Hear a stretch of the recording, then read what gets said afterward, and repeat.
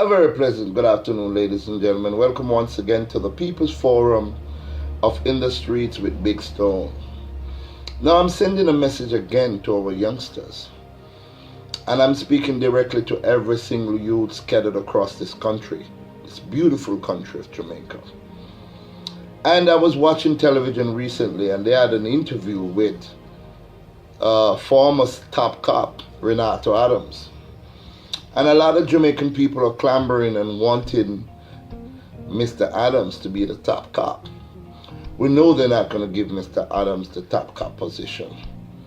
But this is what I want to talk to you youngsters about. He said some things and he was very, very straightforward. He was very frank and he was very truthful. And you know what he said? He said the bad men that really exists of yesteryear doesn't exist today. Let me repeat what I said. He said the bad man them that exist of yesteryear, they don't exist today. What we have today are some wicked boy. You know the sound style, you know? Some wicked boy. No, that is not anything good to be styled like that, especially for a man who is vying for the top job to be a commissioner of police. But what he's talking about is truthful. I am 60 years old, youths, and I remember back in the days when Batman around the place and Batman I deal with certain crime and certain things. They were respectful of certain things they would never do. I'm telling you that. What I see you youngsters doing today, the original step at them, the original Batman them were used to step hard. Not do the things that my own do today. You know what me see with my two eyes? Me at Fort Clarence Beach, I take in fresh. And a notorious Dan, me no want to call him name. May his soul rest in peace. He's deceased now. And while I was watching Fresh, at about 4 o'clock in the afternoon, his entourage directed him through the crowd. There were 30 or 40 people traveling behind this Don. And because I know him very well, he came and he stand right beside me.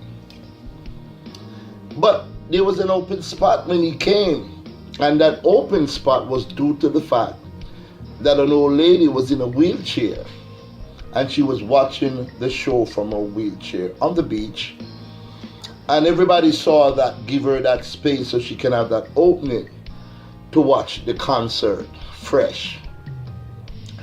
And what I saw and heard, ladies and gentlemen, was amazing. When this Don came and stand right beside me, he was blocking her view, and this is how she reacted to that. Hey, Rasta boy! You know, see how block me view? Come out of the road, way, block. Hey, Rasta boy, come out of the way. You know, see how block me view? Hey, Rasta boy, where are you? We don't know where you come from. Come out of the way, Rasta boy. Now, ladies and gentlemen, we're talking about a Don here. We're talking about a man that just came through with 30 of his men. He could easily pick up this woman and have his croonies just dump her in the sea, and that would be the end of it. But what I saw, ladies and gentlemen, was a gentleman. When he turned around and he saw that there was a woman in a wheelchair, you know what he did? He said, "Excuse me, ma'am," and he pushed me to the side and he gave way for that old woman in the wheelchair to continue to view the stage and watch the rest of the show. You think only young youth would have do that? Only would have want to beat up the old woman. That's why Adams said, no bad man are there again, as some little wicked boy. Now I'm going to tell you another scenario. Back in the days, any older folks can look on any one of the top shot of them or step out in them time there. And if they misbehave, them can just hold them and say, "Yo, Junior, remember say me grow you know." Cut him all 2 bucks and Junior just apologize with all them gun upon him and go about him business. Because Junior have respect for the elder. We help groom him and grow him up in the community. The steppers them of yesterday respected their community. They didn't go tearing up their community like how some of you youngsters are doing. Can you imagine this? You're wanted in Montego Bay and you move from Montego Bay to St. Elizabeth. You should be cooling out. How can you move from Montego Bay to St. Elizabeth? And as you're dropping at the place, a peer shut a fire, people are dead. So you have to move from there and go to somewhere else and then continue the same thing, youth. That's why Reneto Adams said, no bad man no there again. As some little wicked boy. That's how you want to be addressed. That's how you guys want to be addressed. As some little wicked boy that go around and just wantonly just snuff somebody's life from them. Tell me if that's what you all want. Look at what is happening in Montego Bay. A state of emergency, which has been extended for another 3 months. Another 3 months. A lot of people are deprived from hustling. So you see what you have created? Because it's only create that. Mr. Andrew Onis could never draft for the state of emergency if the crime rate in Montego Bay wasn't 335 people killed. He would never do that, and he would have no reason to do it. So because of some little wicked boy, as Reneto Adams called Uno, the state of emergency come down for Uno. And because we don't have no money, we don't care about the poorer class of people who have to go up on the street and hustle. The ignorant them who have to sell at night time till 12, 1 o'clock before them sell a little one sale. All them things they mash up. For another 3 months, people are going dead for hungry. You know me see with my eyes? Recently, in Montego Bay, Sam Sharp Square, some tourists was out when they launched the state of emergency. And when the camera spanned right around in Sam Sharp Square and look, there was no black person in sight. Pure white people. When the camera went up and the interviewer went over and said, are you enjoying your stay? And he said, yeah, I'm having a grand time in Montego Bay. He asked them, are you fearful? Oh, no, we're not. We feel well protected. And that is great, and I commend the Prime Minister for doing that, because tourism is a business for Jamaica. But because of some little wicked boy, as Reneto Adams called Uno, people who are supposed to meet and greet the tourists now go get the opportunity there. And keep them as far as the east is from the west, from the tourists. The little igla them with them little craft, them little art and them little findangles with them hustle. Them get deprived of that.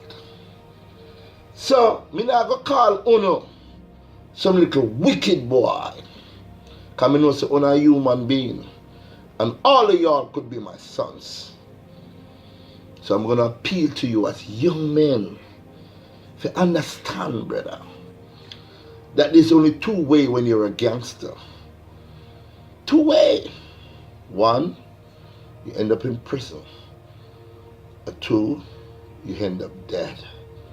And if you get a chance, you might run well, but you have to leave your family, your girlfriend, your sister, your mother, your brother, your father, your friend them, go live in an unknown community. So youth, don't be classified as no wicked boy. Because remember, you know, the police and the soldiers have big, massive power under the state of emergency. And we wouldn't want any one of my young sons, because y'all could be my sons, I keep telling you, to meet the wrath of the security forces. So youth, remember what Big Stone I said. Don't be classified as no wicked boy. Because the people in my ball out say, wicked boy, if you're dead. Yeah, man, everybody a ball out, boy, because people in fear, brother. You have people who have them things are foreign and want to come back and invest at Jamaica. Enough money there outside. But if we just relax down the crime, brother, relax down the killing, and make the Jamaican them all come back with the big double loan of giant of money where them have. Come invest back in this country and bring back the people them who work out the street, out the grass, and build them little house there. Make them come home, brethren, come enjoy the fruits of their labor. So, me know say, someone are going to say, well, one big son are going home, man a wicked man, man a bad man. That is you who don't want to listen. But you see, if a youth beside you want to listen, don't stifle the youth from listening. Because the youth, the smart, the youth, they want to live. Youth, if you do any crime and get away with it, and nobody never know, and you feel like you want to turn yourself in because your conscience will ride you, do it. But suppose you don't want to turn in yourself. You can't stop, you can't quit. You can't say, well, enough is enough. Stop chuck badness, because the badness in my eye chuck. Things I get from bad to worse to worse. So I'm done with it. And the elder them, I know so I'm afraid for reason with the youth them. But it takes a village to raise a child, a family structure. See? And the government, I heard on national television that because of the high crime rate, it has cost the country and the government $80 billion. 80 billion. So may I say the government, it can cost less.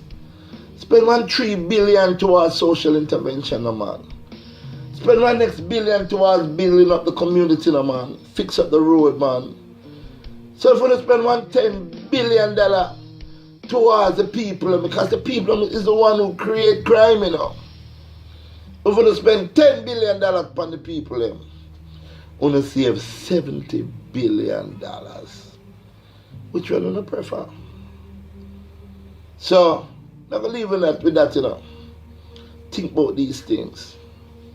Youth, don't be classified as no wicked boy. Because wicked boy end up 6 feet 6. And I'm not even going to that much, 3 feet and I'm done. If we can find on a body, if we're no friend them not taking her out. Because wicked boy is not gangsters originally. We love them friend. Wicked boy a friend killer. Kill all them friend. So youth, wise up, man.